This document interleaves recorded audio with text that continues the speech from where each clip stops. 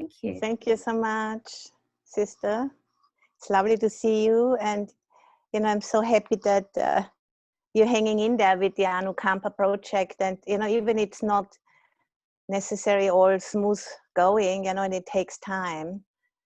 It's you have to just stay with it, and then things will open up. With us it was just like that, and I thought it's going to take about 5 years to come to the place where we are now, with our project, and it took actually 10. It took double the time, and but not a day was kind of wasted, because it's all practice anyway, the whole setting up, developing a community and developing a place, it's all grist for the mill. And so we need to have some kind of an occasion, where we can notice where we are at with our practice, and setting up a bhikkhuni vihara is a worthwhile thing to do. So, I wanted to start today with the Arahant Bhikkhuni chant, which we have here, and this is the Aloka Vihara chanting book. And I wanted to chant that, as a blessing for you and for your project, Chanda, and then also, for everybody on the call today, because I think we are all going through very unsettling times now, all around the globe. And, any lineage of blessing we can connect with is very helpful, for steadying ourselves in this time. And that's exactly what we need, to be grounded, and then to really look into our hearts, what is our calling, inside of this huge human experience we call evolution, what is our calling, so that we can, live our practice and embody our practice in a way which is inspiring for us, and which also is benefiting other sentient beings. So I'd like to start with the chant, and this chant is based on a sutta in the Anguttara Nikaya, and it speaks about the 13 foremost Arahant Bhikkhunis at the time of the Buddha. And I have received the chant many years ago from Bhikkhuni Ramananda, who was then Dr. Kapil Singh, and she's one of the foremost, outstanding nuns in Thailand at the moment, who have been really very much trailblazing. And she gave me the text many years ago. I don't remember, maybe like even, I think it was in the early 2000s, I think. And then I was thinking we can guide you into a meditation, and then I would read out the chant in the English translation as well. And, for you to just take in the blessings of this lineage of the bhikkhunis, which is very ancient. And, those bhikkhunis mentioned here in this chant, they have lived as contemporaries, alongside the bhikkhu sangha at the time of the Buddha. And still, we remember their names, because the Buddha has been praising them for their qualities. And they have also left us the poems of the terracotta, which is one of the few works from the Pali Canon which made it into world literature, really, which have been translated, so many times into English, and now it gets translated into other languages as well. So to connect with that lineage of blessings, that can give us a sense of strength, in times where there's so much uncertainty. So I'm just going to chant it, and you just open your minds and hearts, and just receive the blessings.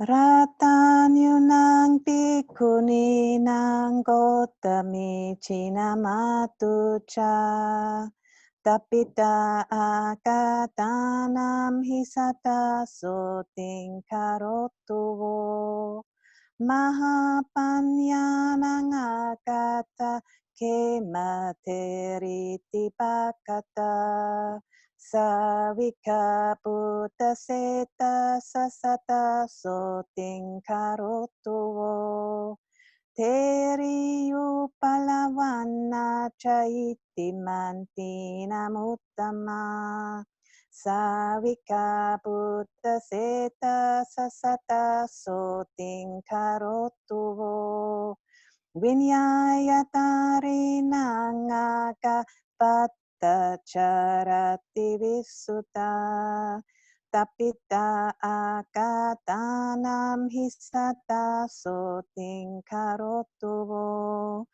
Dhammakati kanang pavara Dhammadinatinamika Tapita akatanam hisata soting karotuvo Chayikanang pikuninang nanda teriti namasa Agatanatita ahusata soting karotuvo Arata viryana ngaga sona teriti namika Tapita tata tanam hisata soting karotuvo Dipachaku kangaga sakula iti visuddha Visudanayana sapisata soting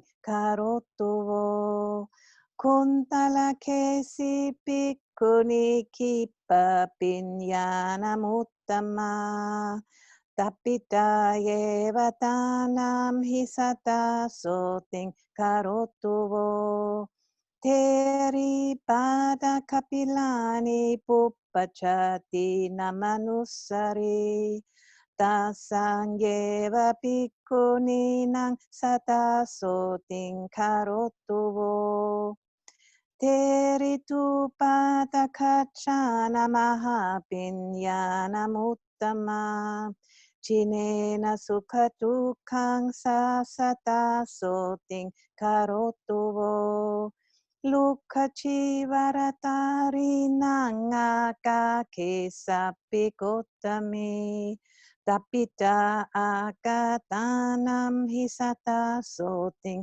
karotuvo Sikalamata pikuni sata dimutta namuttama Karotuvo mahasanting arogyancha sukhang sata Anya pikunio sapa nana kunatarapahu Palentuvo sapapaya sokarokati sampawa Sotapanya tayo seka satapanya siladika Pakaso kile satahana sata soting karotuvo So that's the text in Pali, and now just find a posture you can sustain for about 30 minutes.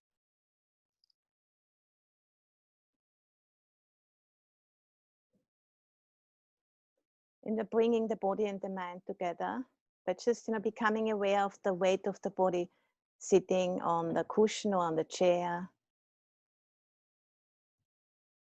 And maybe feel the energetic quality of this listening to the chanting that does something to the body.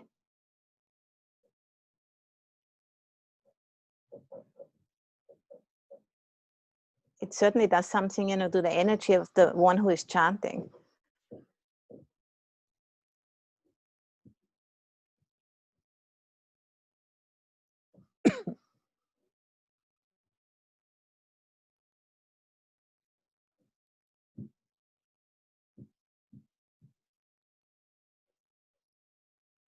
Simply being aware of the body, breathing in and breathing out.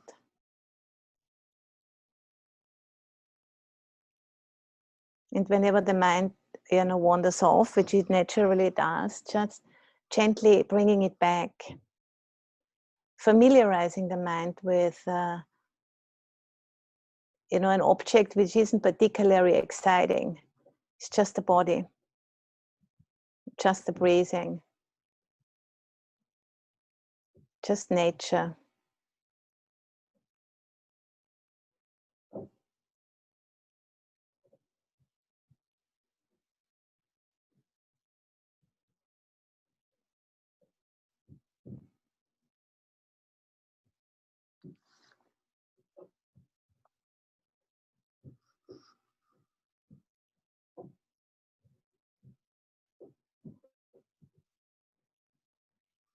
So I'm now going to read the translation into English. Recollection of the foremost Arahant Bhikkhunis. Among Bhikkhunis of long standing is Gautami, maternal aunt of the Buddha, attained to the supreme state. May the power of her qualities always be a blessing to you.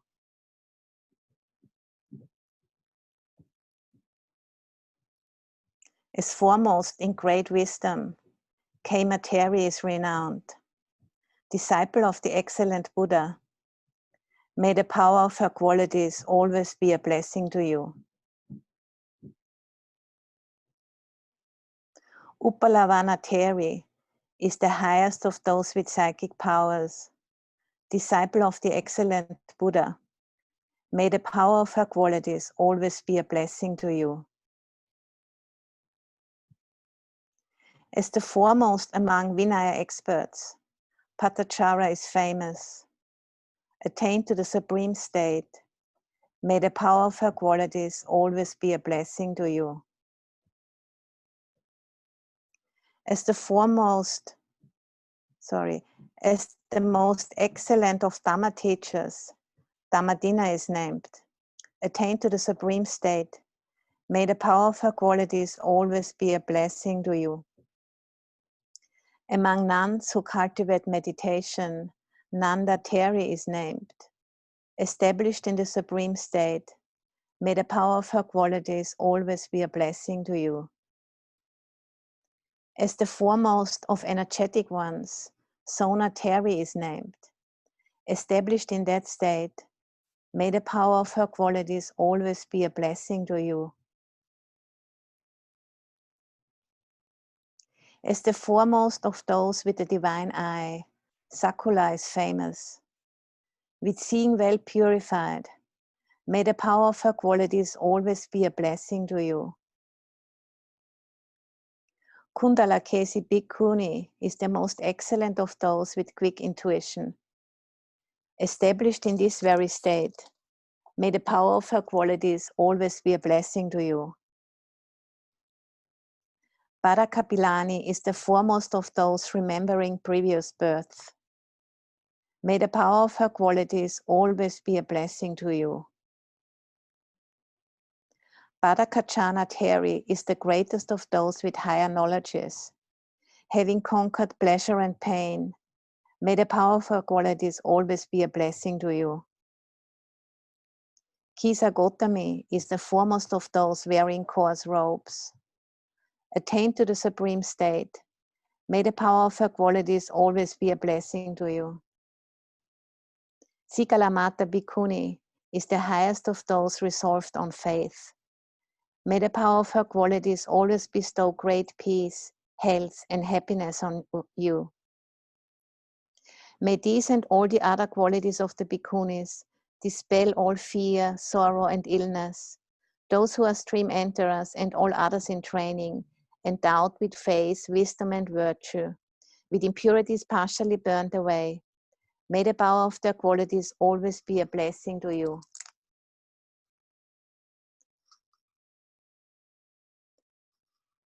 And now, if you're able to do so, just bring up in your mind or visualize one of those bhikkhunis or a group of bhikkhunis, and feel their wisdom and their steadiness. And how they can care for themselves and for others from a place of strength and love. And just, let them show you what is possible for you too. And, they smile at you and you smile back.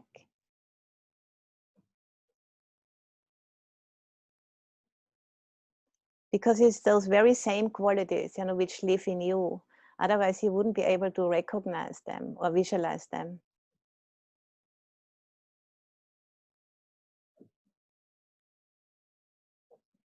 Take in that mirroring from them. receive it and fully, and fill your body, your heart, and your mind with those qualities being of strength and love and courage, being mirrored back to you.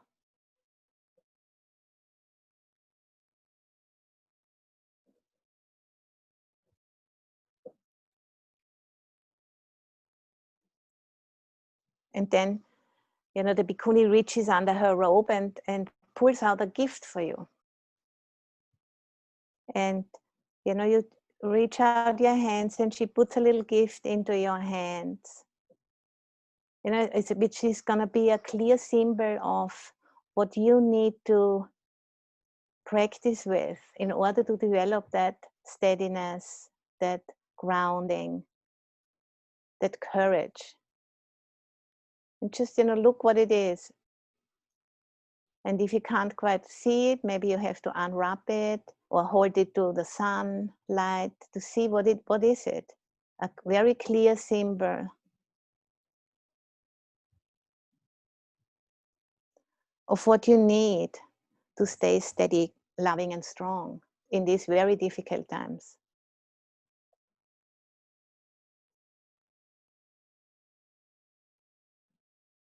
And then you can just, thank her with a little bow or a word or so, and just thank her for the gift of reflecting back to you your own potential.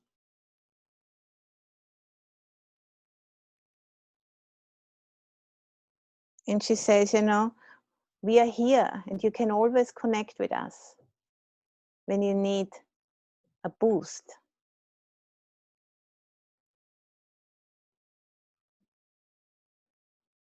To steady your heart, and to clear your mind.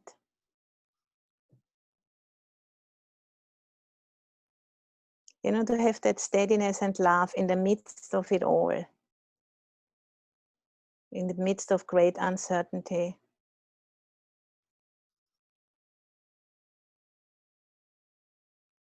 Just feeling, yes, you too, we all carry that potential. We all carry that courage, love, clarity. Just need to trust it and live from that place as much as possible. And be conscious, when we are in chaos, be conscious that's fine. That builds a lot of resilience, being able to hold steady with internal and external chaos.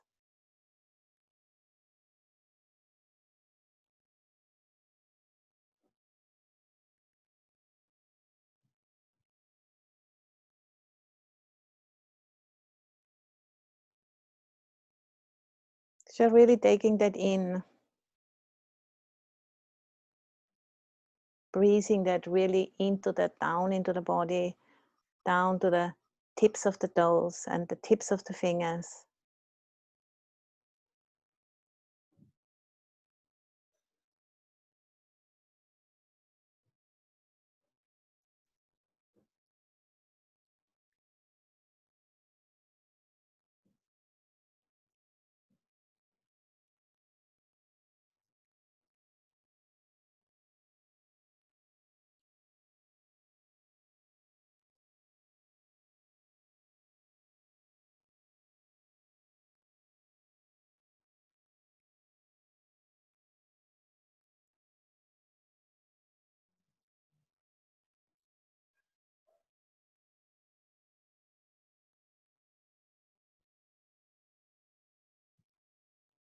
And whenever the mind starts to wander off, which is natural, just courageously dropping that thought, dropping that habit, and just coming back to the simplicity of the present moment. And allowing life to speak for itself rather than constantly commenting on everything. For now, we can just allow life to speak for itself as body, breathing, whatever is happening now in the mind.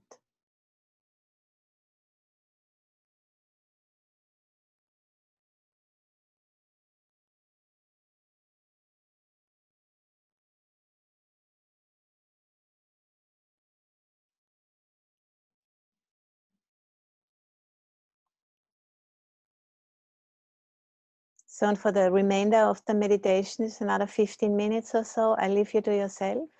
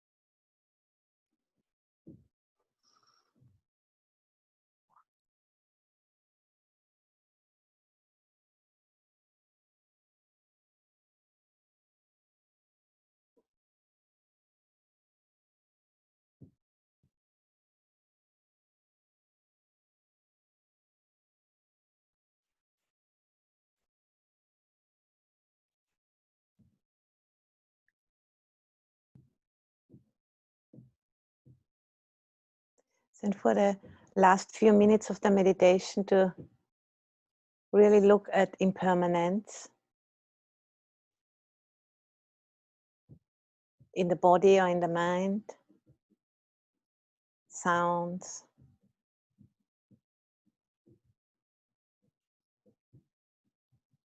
I'm not sure if you hear the sounds on the roof. I do hear them. I hope you don't.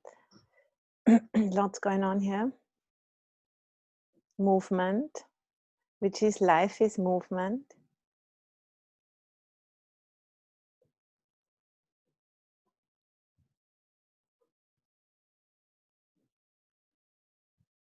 And the Buddha's teaching is all about, having a mind which is clear enough and grounded enough so that we can start to understand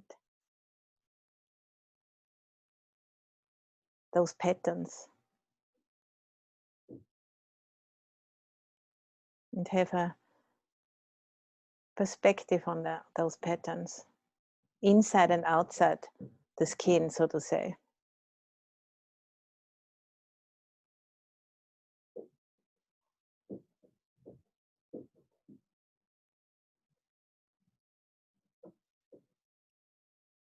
And from that, from that understanding, from that wisdom, then make the right choice and respond to these deep-seated qualities in our being. The calling, how it's called in English. What are you called for this lifetime?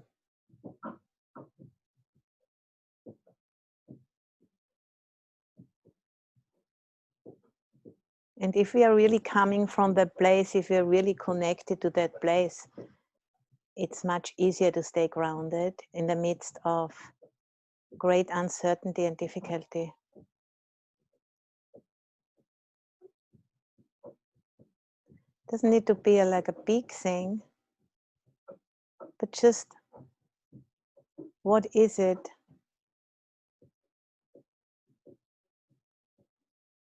which gives you that sense of being connected with yourself and embodying that in the world.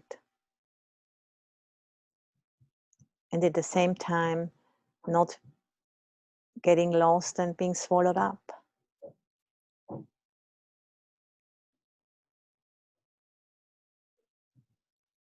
This is the middle way. That's how the teaching of the Buddha is called also.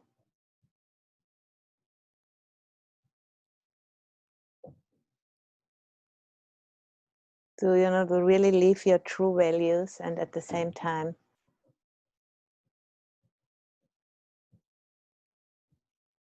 to penetrate into the depths of life.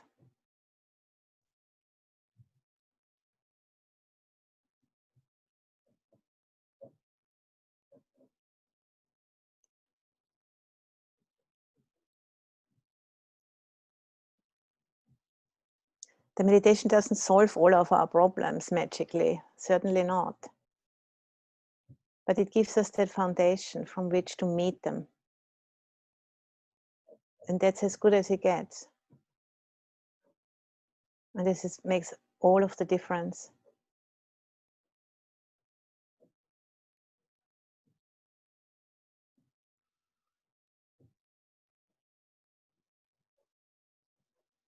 To meet life with an open heart and with an open mind.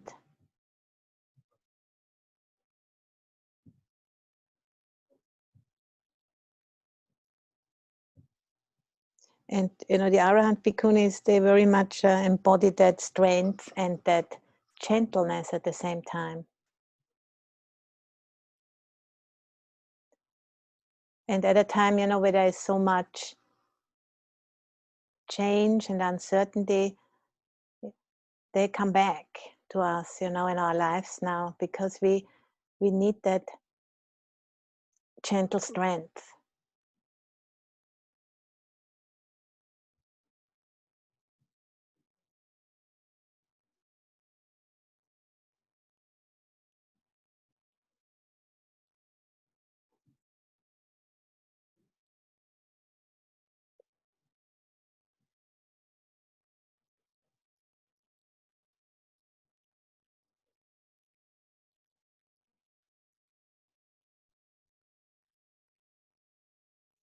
and cultivating that resiliency by opening to whatever is happening and being, based, have this foundation of the teachings and our individual qualities and strengths through which we embody them in our lives.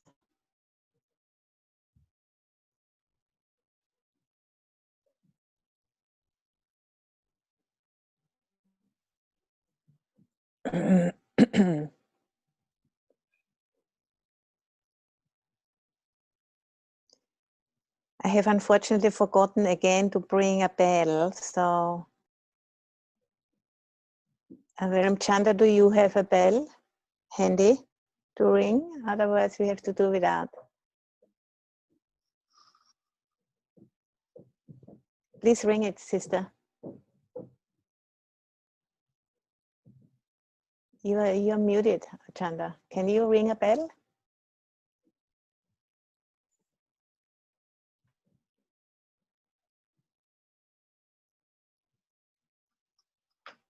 Thank you.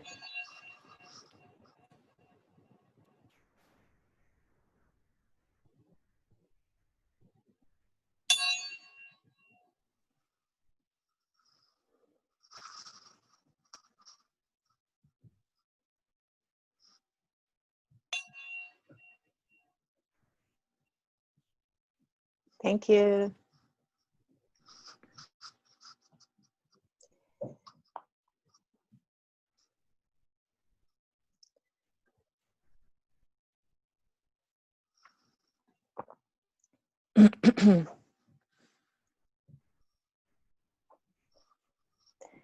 So when Chanda has asked me, what I'd like to speak about, and she suggested, why don't you speak about your journey, into the bhikkhuni robes and beyond? And and I thought I like to speak about that, and I'd like to, speak about the teachers who have most influenced me on my path, and what I've learned, which quality they embodied for me and reflected back for me, so that I could actually find it in myself. And that's what a real teacher does. He or she holds the gold, your own inner gold you already have, and shows you have it yourself. You don't need me. But just for some time, there's that mirroring happening, and then when it's finished, then you move on. And then there might be like another teacher who mirrors back another quality, and when that's digested, you move on. And so it goes, until we are really firmly grounded in our own inner teacher. That's what it's all about. And the Buddha is the supreme teacher, because he, by himself found this ancient path, how it's expressed in the suttas, which was, it's not that he invented the Dhamma or anything, but his mind was such that he had the sensitivity and the strength of mind to recognize it, and then even to express it, which is also very difficult, to express what you have learned. So he had both of those gifts, and that's why he is like so special, why he is so respected and highly thought about, because he had those qualities. And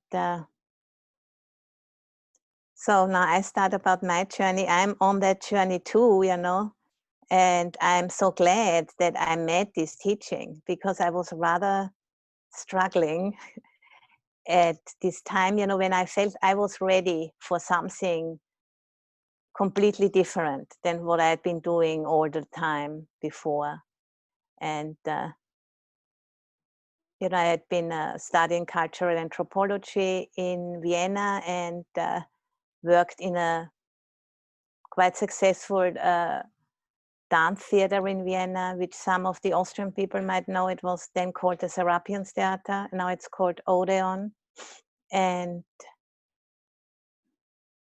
and I was really looking for some meaning in my life, and that those, the studies and the theater as well, they gave me some kind of inspiration, and I was certainly interested, but whenever it was about, having skills for daily life, they couldn't offer much in that regard. And then when my mother suddenly died from a horse riding accident in 1986, when I was 28 years old, I really, that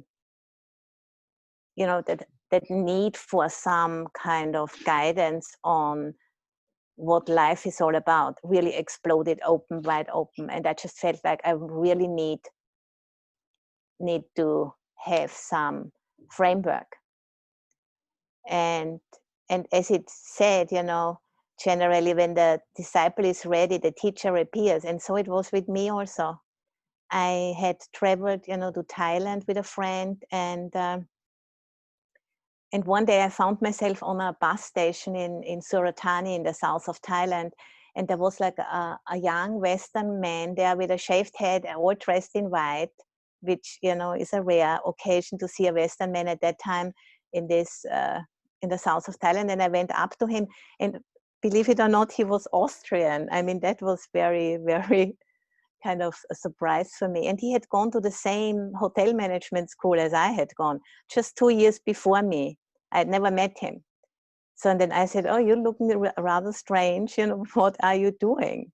And then he told me, "I'm in this monastery of Ajahn Buddhadasa, and it's about 40 kilometers from here. Why don't you visit?" Because I was at that time writing on my thesis about Thai dancing, and that kind of dance is the classic Thai dance. It's the equivalent to our ballet, I would say, in the West.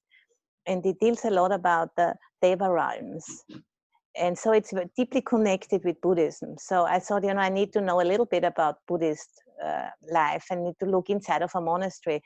So, okay, I, gave up my ticket, which I had to go to a certain island, and jumped on a songthaew and a pickup truck, and went to that monastery. And when I came in the door, by some coincidence, 3 days later, a meditation retreat started, because they had every month a 10-day meditation retreat at Wat Suan Mok in Thailand. So I said, I'm just going to stay for 3-4 days, because I can't sustain 10 days. And then I just, quietly squeeze out the back door and nobody will notice. So, and then I was at that retreat, and then there were 2 main teachers. It was Ajahn Buddhadasa, who was at that time already in his early 80s, and his American translator, Santikaro Bhikkhu. And, and when I met them, there was just something very powerful going on in my heart. I felt like I understood, I didn't understand much English then, and I did not understand any Thai. So I did not understand much of the verbal teaching, but just their presence was enough, I immediately recognized, this is something very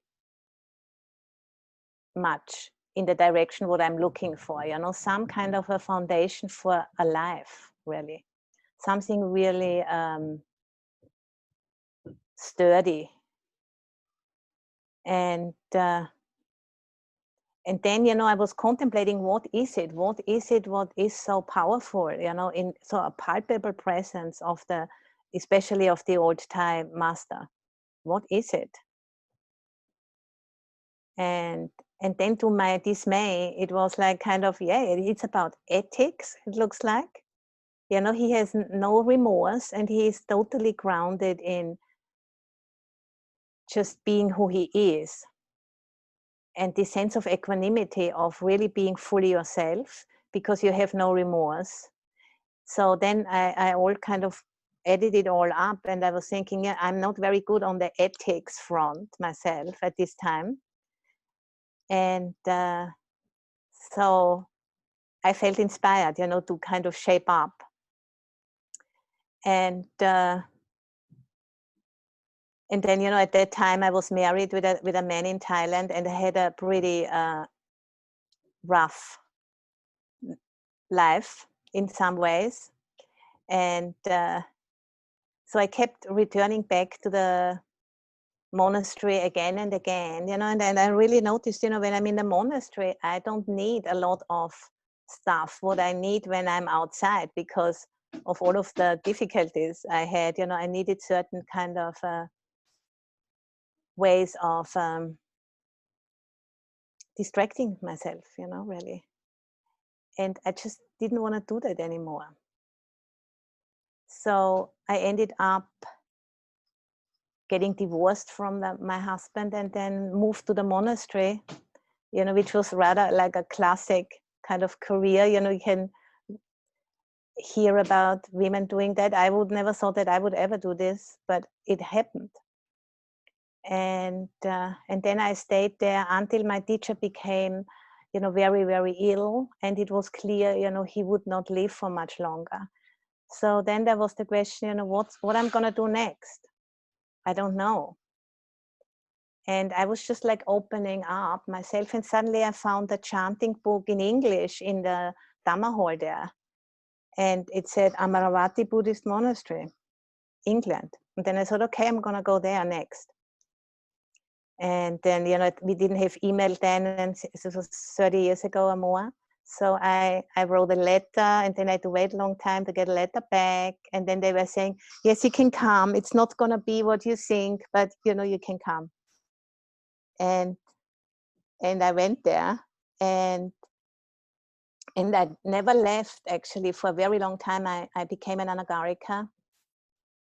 And the resident teacher there was Ajahn Sumedho and the Siladhara Sangha. And, that was a time of where I felt really very well held, It was a time of really being able to dismantle a lot of myself, because of the structure which was there and the teachers and the support. And there was a real kind of transformation process happening and a training at the same time, training to be a nun. And I was there from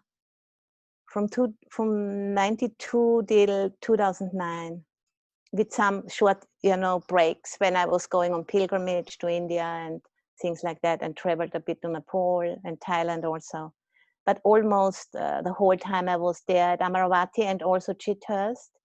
And I learned about the value of Western psychology. The Nun Sangha did a lot of psychological group work together. And we were also supported, to have individual therapy. And, it was all about, don't give up. Just keep opening, however difficult. Keep opening. And we were supported in that, And then around half time of my time at Amaravati and Chithurst, I, through another, chain of coincidences, I met my Tibetan teacher, Shechen Rabchum Rinpoche, who is the grandson of the very famous teacher Dilgo Khyentse Rinpoche. And I met him also, by coincidence again, at the Kala Chakra teaching of His Holiness the Dalai Lama in Graz in 2002. And that was also like completely unsolicited, a recognition between the teacher and myself. And then I kept visiting his monastery in Nepal several times. And then, through the connection with him, that brought in a complete different element, which I can't really find so much in the Theravada. It's like a sense of dynamism and energy, and the arts are very much used also, for opening the heart and the mind. And, I just had to allow it, because it was pretty scary to me, because the connection was very much like on this kind of mysterious level, you could say. It was, I've never experienced that before so strong, With my first teacher, Ajahn Buddhadasa, there was also a very strong heart connection. you know, but there was not much teaching necessary. But then with my Tibetan teacher, it was much more extreme, that side, you know, because they are really very skilled at that. Because they have this, you know, element of the shamanism and the Bon culture, which is the foundation on which Tibetan Buddhism was built. So they use those avenues of communication, and also through art, dancing, music, and paintings, and gestures, and costumes, and implements. There's a lot going on, you know, and because I was coming from the art world and I've studied that in the past, I was very open to receive that communication. And that's exactly what I was missing in the Theravada. So it came together for me in that way. And then, you know, because Amaravati Buddhist Monastery and the lineage of Ajahn Chah, they do not support bhikkhuni ordination. At one point, you know, after being there for like over 17 years, it became a little bit like hitting the ceiling, you know, the glass ceiling. And there was no way for shifting. They were not ready for that, and they are still not ready for it 10 years after I've left. So just note that one, which is kind of sad to me. So then again, you know, there was when I came back from a long pilgrimage to India and Nepal at the end of 2005, you know, I just felt like I don't fit anymore into that Amaravati box, you know, I've seen too much. What should I do? You know, I'm a Siladhara, I can't handle money, I can't cook, I have all of these monastic rules, I can't go anywhere. If there's not some opening, you know, some foundation of support. So again, it was just like the same thing, you know, I was just sitting with that open question, and bang, an invitation came, you know, from America. We would like you to make a branch monastery for the Siladhara Sangha in the Bay Area. And, you know, in America, no, we don't want to go to America. It's too crazy, this country, which is kind of pretty true, actually, after living here long enough. So it didn't feel like very attractive, I must admit, you know. But then we were struggling around, you know, for another 2 years. And then there was the conference on bhikkhuni ordination in Hamburg in 2007, which was called by His Holiness the Dalai Lama. And then after that conference, even, you know, there wasn't any real results in terms of the allowance, you know, for ordination, but it was very clear, you know, bhikkhuni ordination is possible. There is no obstacles for that other than in the minds of the monks and of some other people.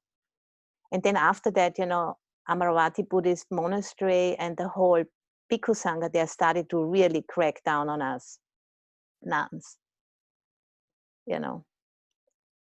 And it all escalated, you know, in 2009 when we were given what's called the 5 points. We had to, you know, basically pledge to abide by the 5 points, which means, you know, that we're going to be forever and ever junior to the monks.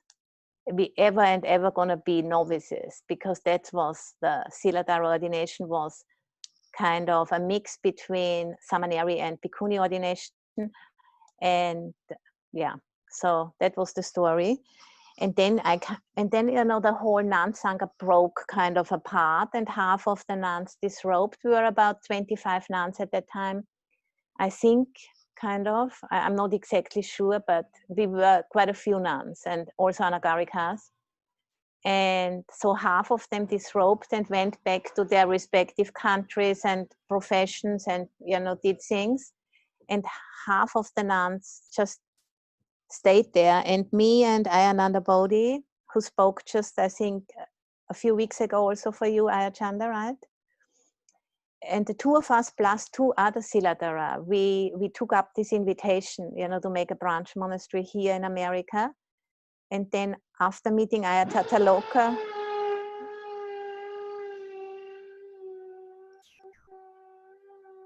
the universe is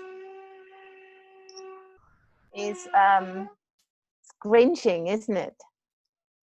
So we left in 2009, and we started Aloka Vihara in San Francisco, and we met Ayya Santacitta, who is the most senior Western bhikkhuni, as far as I know.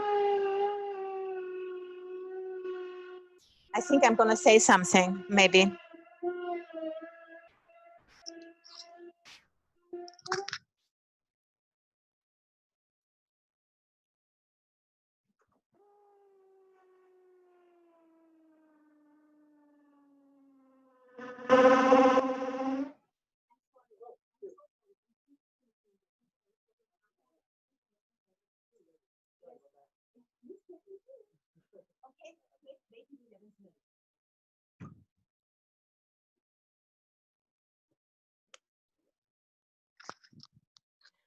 Okay, he's gonna wait. He's gonna wait till 11:30 my time. Okay, so yeah, what did I say? Yeah, we met Ayya Santacitta and her Sangha, and it became very clear what Ayya Santacitta is doing here. That's the true inheritance which the Buddha has left for the nuns. And we cannot, set something up and say to people, no, come to us. We are like from the famous Amaravati. We are the Siladhara. You have to come to us. We are having a much better training. It just didn't really add up. So it became clear to us, if we want to stay in America, we need to leave the Ajahn Chah lineage and we need to become bhikkhunis. And then Ananda Bodhi and myself, the other two nuns, dropped out in different ways. And then Ananda Bodhi and myself, we left the Ajahn Chah lineage in 2011. We went back to England and bowed out, took leave and said thank you for everything. And then we came back, and 6 months later, we ordained as bhikkhunis with Ayya Santacitta as our preceptor. And Jack Cornfield was also very supportive. He, made a Spirit Rock available as a venue for our ordination. And Jack Cornfield had originally been a monk also in the Ajahn Chah lineage. So he felt like, we were from the same family. And afterwards, he invited us continuously, to teach retreats and day-longs at Spirit Rock. So we had a lot of exposure, and that was very valuable for us. And also Joseph Goldstein and Sharon Salzburg invited us to teach at IMS. So we suddenly, we had to completely kind of shape up and teach like to really big gatherings. And we were very scared in the beginning, but we had to do it because that was our only way, how we could put down some roots. And we did it. And now I'm grateful, that I've done it. And yeah, so that was great. So Jack Cornfield, Bhikkhu Bodhi, also Bhikkhu Bodhi helped us a lot by really, speaking with our board and explaining to our board the importance of what we are doing, and that it is okay to leave the Ajahn Chah lineage behind formally, because Ajahn Chah and Ajahn Sumedho and the teaching we received also from the Sila Dharaya will always be in our heart. That's our foundational training in monasticism, and that will never go away, but we just needed to open up. So that was like a synthesis of everything what has gone before for me. The foundation in ethics and equanimity from Ajahn Buddhadasa, the strength of the monastic container and the healing which can happen inside of that from Amaravati and Chithurst, and then the dynamism and the mystery, from the Vajrayana, and then it all synthesized into one something, which is Aloka Vihara now. And then later also, Venerable Analeo, who was actually at our ordination at Spirit Rock, and Ajahn Pramali was there as well. So, some of the monks who have been, really standing up for the bhikkhunis. And then when Manalaya, started to teach more in America, he now lives actually on the East Coast and benefited a lot from his teaching, from his clarity and structure, a lot. And then also my friend and mentor Ken Motrolma, who is a bhikkhuni in the Kagyu tradition, who has really helped me, you know, to get a handle on the Vajrayana and how to live that as a Theravada nun. And there was also Chetsuma Tenzin Palmo, who has always been a mentor to me as well. And Ayya Bodhi and myself, we taught a retreat with Chetsuma 2 years ago at the Spirit Rock. Spirit Rock is a very, you know, a place where so many things are possible, where Vajrayana and Theravada teaches together, where Bhikkhuni ordination can happen. There's a lot of innovation happening there. And also, you know, many years before, Ajahn Amaro and Tsoknyi Rinpoche taught together also at the Spirit Rock. So that was a very beautiful opportunity. And Chetsuma taught about the terracotta as well then. And Ayya Bodhi and myself were the sidekicks, and she was the main teacher, and she taught on the poems, and we were teaching guided meditations, you know, to the qualities she was speaking about on that day.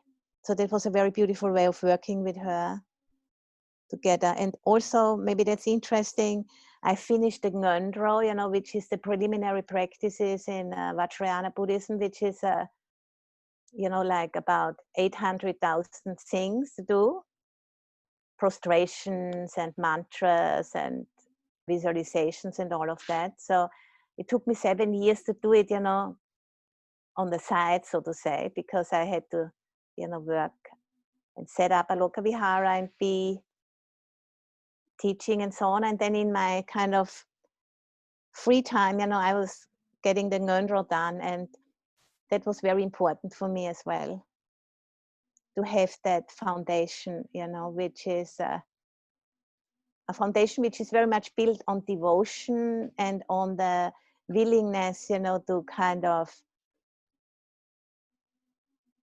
not know when you're ever going to finish with it, and if you're ever going to finish with it, because it's so many things to count that you give up, you know, the linear mind can't really deal with it. It gets too frustrating. So I think that was very helpful as well for me. And so, you know, and now I'm 62, and now I'm wondering, you know, what's the next step? Because Aloka Vihara is really well established now, and we are now 6 nuns here. We are 4 bhikkhunis, 1 samaneri, and 1 anagarika at the moment. And for me, you know, my next step is now, I feel like, to start to teach in my mother language, because I've never done that before. I've taught maybe 2 short weekend retreats, 1 in Switzerland and 1 in Hungary, and that was the only thing I ever did in German. So I feel like to really connect with the teaching in my own language will bring it deeper. And that's why I have now started, you know, together with Sabrina, to work on the terracotta poems. We just started last week ago, actually. And also, you know, I try to visit Esther's group in Vienna whenever COVID allows for that. And looks like it's not going to happen this year. So I'm in the process of developing some kind of online teaching with the group in Vienna twice a month. And if anybody of the German speaking people are interested in that, you could write to me on our website. And once we have it, you know, up and running, then I could, you know, send you that information. We are planning to start in November with the regular teachings. So, you know, what I want to actually say with, now he's still doing it. I don't know. Still drilling out there. It's okay for us. We don't hear it much. Yeah, don't worry. Okay, good. Because it sounds like kind of very loud here. And I think what I wanted to kind of you know, what I wanted to express with my story and about my path was, you know, once you really connect with this inner calling, the universe comes to your aid, you know. It just like suddenly you meet that person, you find that book, you get that invitation, you know, things are just like, and it was always, you know, the most important turning points.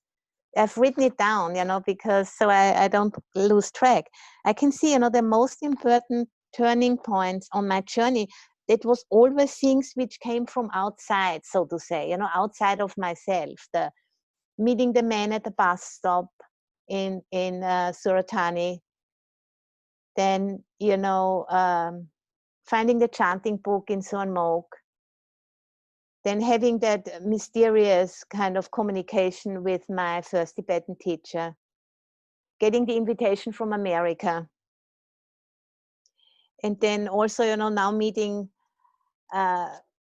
some people from the meditation group in Vienna. It also happened, you know, through Ajahn Suchato, a monk who came by for a one-day visit here. So, you know, I've really developed that faith or that trust, you know, that if we are really opening our hearts and minds, we will be guided. But what's really needed is to have that sense of grounding and stability, so that we can actually hear the call, you know. Because I don't know how many calls I didn't hear, but those few I did, and that is good enough for me, you know. But I couldn't have made that up by myself. There's really a call and response happening, you know, and that depends on the clarity of our mind, you know, on the development of our minds and of our hearts. And you know, the Buddha's teaching is all about that, and it's about, you know, developing the 7 factors of awakening, you know, sensitizing the mind so it can see clearly what is going on. It's not having a different experience than what we are having, but really seeing into it and seeing through it. And then, you know, we're gonna be changed, and then we're gonna meet our experience in a different way. And that's where we have a power, you know, we can change ourselves. We can't change the outside world, but we can change ourselves. And then our experience of the outside world is changing, because our minds and our hearts getting bigger and bigger. And that, you know, reminds me, and I'll close with that example, you know, that sutta about the lump of salt. You know, if you have a lump of salt and you put it in a small cup, it's going to taste pretty terrible. But if the lump of salt drops into the Ganges or into Lake Tahoe, it's up the road from here, you won't taste it. Or just a little. Because the mind has a lot of space. And things can come and go. And they can be food for practice. Because, you know, all phenomena yield liberation as their essence. Because they are all empty of a self, impermanent, and unsatisfactory. And that's where I'm ending. And if you have any comments or questions, we have another 20 minutes, right? Thank you so Thank much you. for that beautiful Dhamma talk. Thank you. Sadhu. We'll do Ajahn Brahm style. Sadhus. Sadhu. Sadhu. Sadhu. Thank you.